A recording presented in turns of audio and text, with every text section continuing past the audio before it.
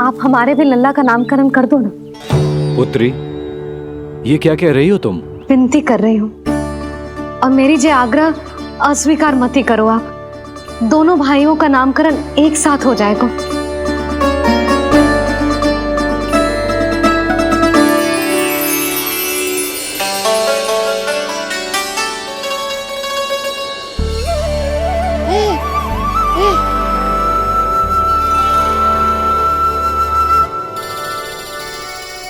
कितने प्यारे और निर्दोष बालक हैं।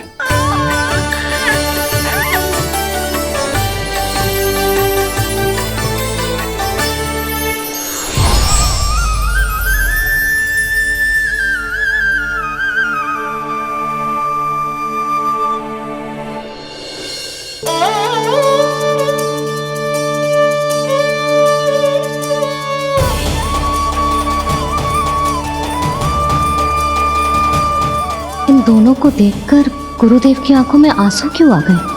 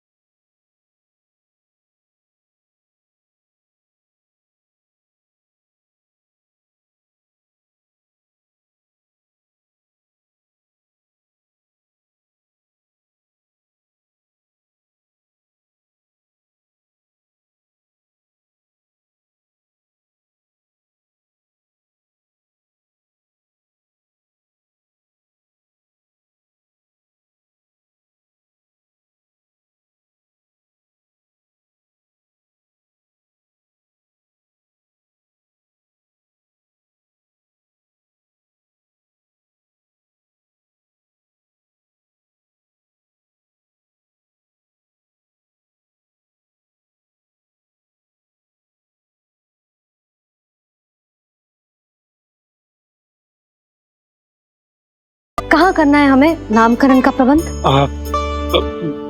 गुरुदेव, मंदिर सही रहेगा? उससे पवित्र स्थान तो हो ही नहीं सकता है।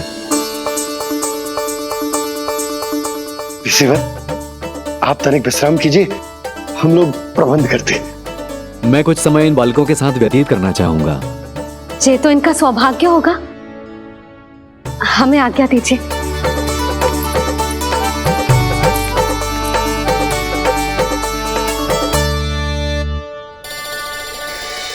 प्रभु, स्वयं भगवान होकर भी आपको बंदी गृह में जन्म लेना पड़ा।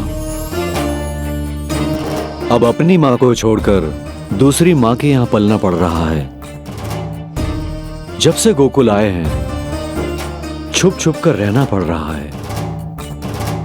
इतनी नन्ही सी अवस्था में दुष्ट कंस के कितने ही आक्रमणों का सामना कर चुके हैं आप। और जिस उत्सव में सभी सप्तऋषियों और सभी देवी देवताओं को साक्षी बनकर आना चाहिए, उस नामकरण उत्सव को यहां एकांत में करना पड़ रहा है। क्यों प्रभु, इतने कष्टों को सहकर ये अवतार क्यों लिया है आपने? दुष्टों का नाश करने के लिए, धर्म की स्थापना करने के लिए और सबसे अधिक मैया की ममता का अनुभव करने के लिए। पर इसके लिए इतने कष्ट? मानव जीवन लिया है तो कष्ट तो उठाने ही पड़ेंगे ऋषिवर। मानव जीवन की आंच जला रही है, फिर भी आप मुस्कुरा रहे हैं प्रभु। ये कैसा अनोखा अवतार है। आंच में जलकर भी यदि मैं नहीं मुस्कुराऊंगा तो अपने भक्तों को क्या शिक्षा दूंगा मैं? आज एक कंस का प्रकोप है, भविष्य में सहस्रों कंस होंगे और आने वाले युगों में होंगे अनगिनत कंस। उस समय मेरे भक्तों को पता होना चाहिए कि अपने कष्टों को कैसे सहना है और धर्म के पथ पर अडिग कैसे रहना है।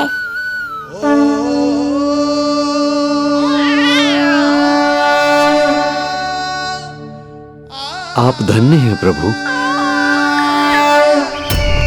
देखा अस्ति, जब सिंह दहाड़ता है तो वन के सभी जीव जंतु इकट्ठे हो ही जाते हैं। वो सब जो मेरा विश्वास पात्र होने का अधिकार और ये सिंहासन पाना चाहते हैं, सामने आए। बुद्धि के बिना बल अपंग होता है महाराज, और मेरे पास बुद्धि और बल दोनों हैं। आप केवल आदेश दीजिए किसका संहार करना है।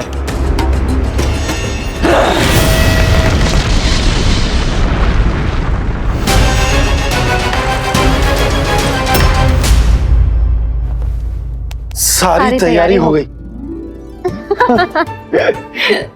बोलो। आप गुरुदेव को बुला लो, मैं रोहिणी जीजी और बालकों को ले आती हूँ। यशोदा, तुम रुष्ट तो ना हो ना मुझसे? मैं भला रुष्ट क्यों होने लगी? नहीं, तुम जो उत्सव बड़े धूमधाम से करना चाहती थी और बहुत प्रसन्न हूँ मैं कि हमारे लल्ला का नामकरण स्वयं ऋषि गर्ग पूरे विधि विधान से कर रहे हैं। मैं समझ गई, उत्सव बड़ा हो या ना हो, प्रसन्नता बड़ी होनी चाहिए। अरे मैं तो इतनी उत्साहित हूँ कि दोनों भाइयों का नामकरण आज के शुभ मुहूर्त पे हो रहा है। तो इससे पहले जो बीत जाए, जाओ। आप ही बुला लो।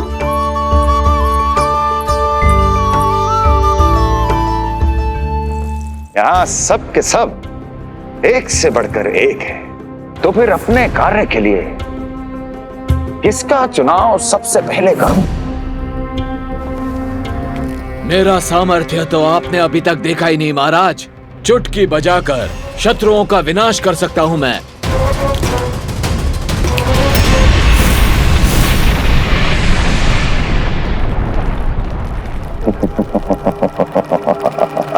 वाह! किंतु आपने तो बताया ही नहीं कि करना क्या है। वध करना है, एक नवजात बालक का वध। उसे साधारण बालक मत समझना। गोकुल में नंद के घर पल रहा वो बालक विष्णु का अवतार है।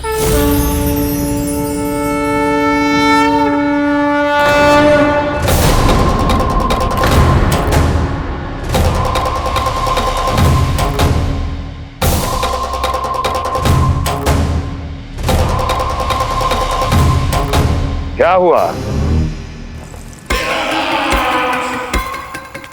इतना सन्नाटा क्यों छा गया? क्षमा कीजिए महाराज, पर मैं नन्हे बालकों के साथ हिंसा नहीं करता।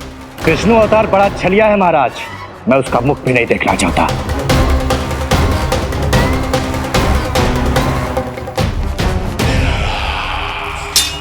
जाने दो इन्हें। वैसे भी इस सिंहासन के लिए मुझे कायरों की कोई आवश्यकता नहीं। जाने दो।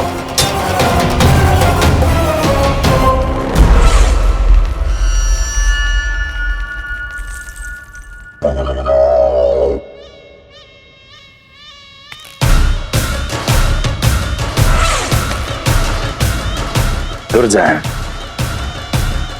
क्या कहा था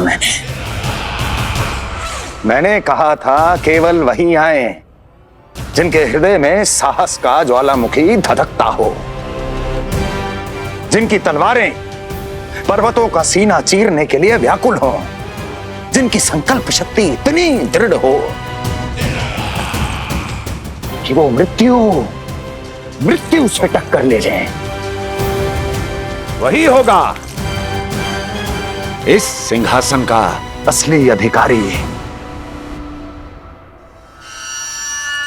महाराज,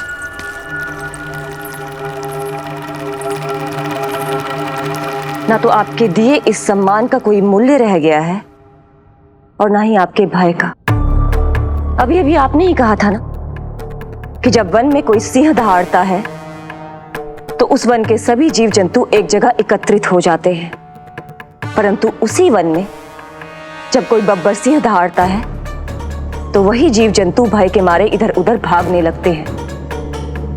निश्चित ही वो बालक इन सब के लिए बब्बर सिंह बन चुका है। उसका भय हमारे साम्राज्य की नींव हिला रहा है महाराज।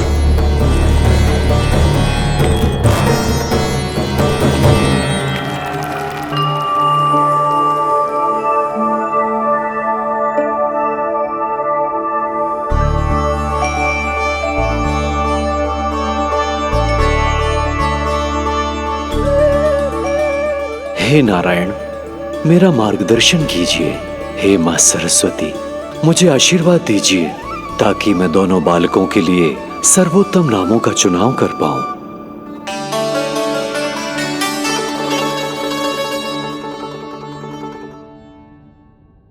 आपके पुत्र को बड़े भाई के कर्तव्य का निर्वाह करना है और इस दायित्व को प्रभु श्री राम से अच्छा किसने निभाया है? जैसा अटूट संबंध उनका अपने भाइयों के साथ था, मैं श्री नारायण से प्रार्थना करता हूं कि वैसा ही प्रेमपूर्ण संबंध इसका भी अपने छोटे भाई के साथ हो।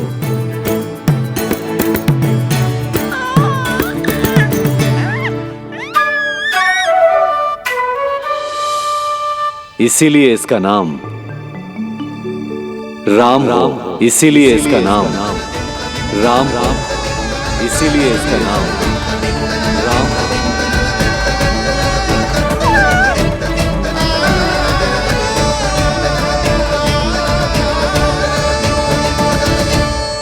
बड़े भाई में आदर्श, न्याय, संकल्प बल के साथ साथ शारीरिक बल भी होना चाहिए। मैं देख पा रहा हूं ये बालक इन सब बलों के लिए जाना जाएगा। इसलिए जो नाम इसके व्यक्तित्व के लिए सबसे उचित है वो है बलराम। बलराम, बलराम।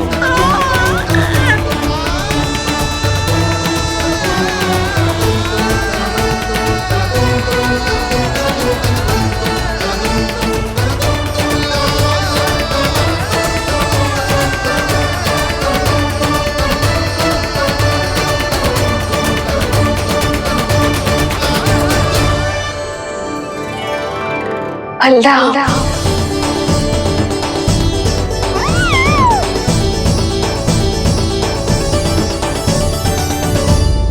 तो फिर उसका नाम बल राम रखना। कैसा अद्भुत संयोग है रिसीवर। जब इसके जन्म की सूचना देने मैं वसुदेव भैया के पास मथुरा गया था, तब उन्होंने भी यही नाम रखा था, बलराम। ये संयोग नहीं, नारायण की इच्छा है नंदराज। बलराम से अधिक उपयुक्त नाम इस बलराम के लिए कुछ और हो ही नहीं सकता है। पर मैं तो दाऊ कहकर ही बुलाऊंगा इन्हें, बलदाऊ।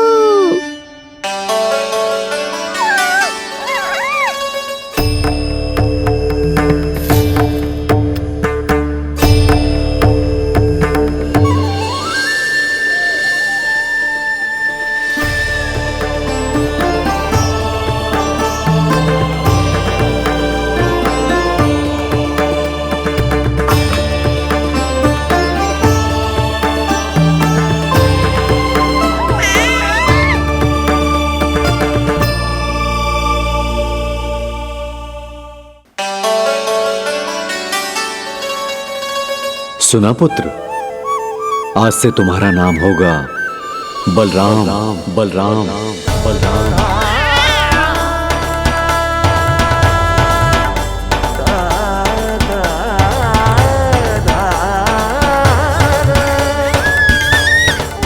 गुरुदेव, कितना अद्भुत नाम दिया है आपने इसे। अब मेरे लल्ला को भी ऐसा ही कोई उत्तम सा नाम दे दो।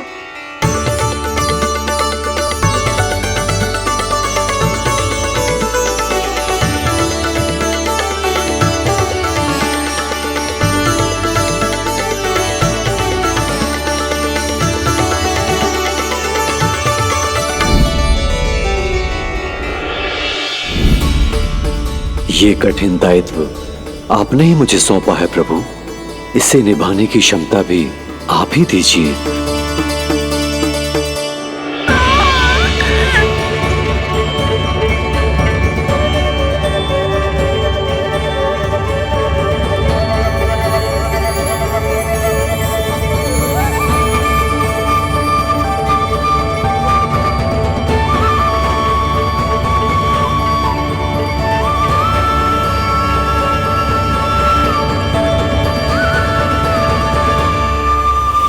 कृष्ण कृष्ण कृष्ण कृष्ण कृष्ण कृष्ण कृष्ण कृष्ण।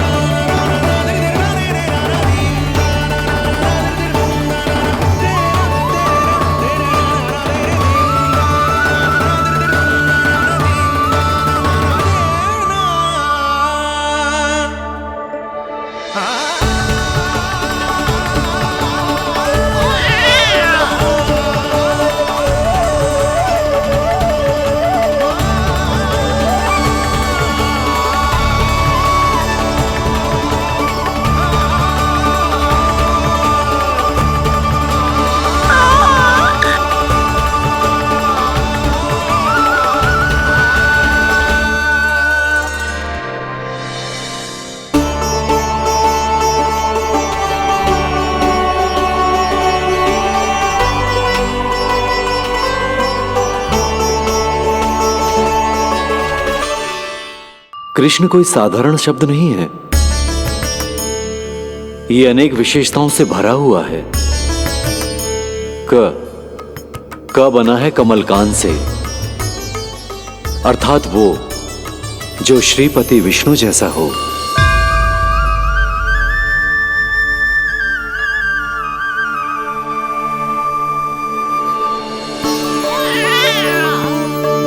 री की उत्पत्ति हुई है श्री राम से, अर्थात वो जो सबके हृदय में बस जाए। श ऐश्वर्य के स्वामी विष्णु के लिए, अर्थात वो जो समृद्धि लेकर आए।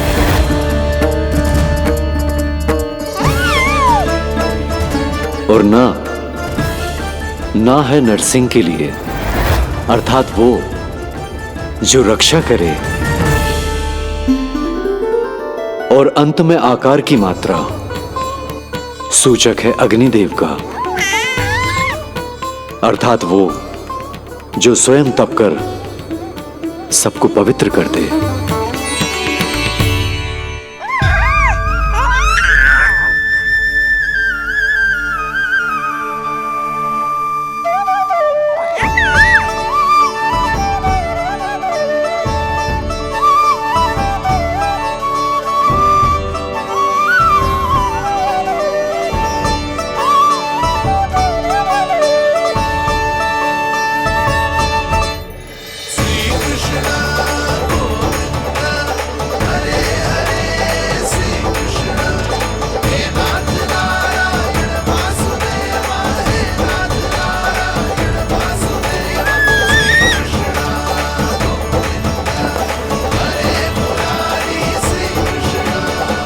आज से तुम्हें सारा संसार जिस नाम से पहचानेगा वो नाम है कृष्ण। वो नाम है कृष्ण। वो नाम है कृष्ण। वो नाम है कृष्ण। कृष्ण कृष्ण कृष्ण कृष्ण कृष्ण कृष्ण कृष्ण कृष्ण कृष्ण कृष्ण कृष्ण कृष्ण कृष्ण।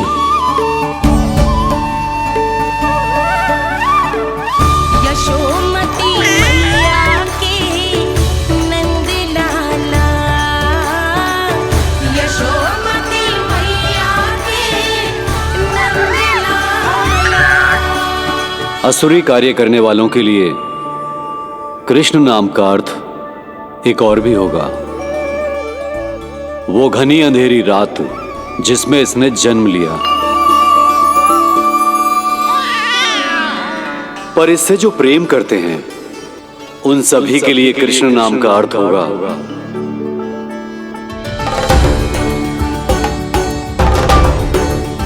अतुलनीय सुंदरता और अथाह प्रेम।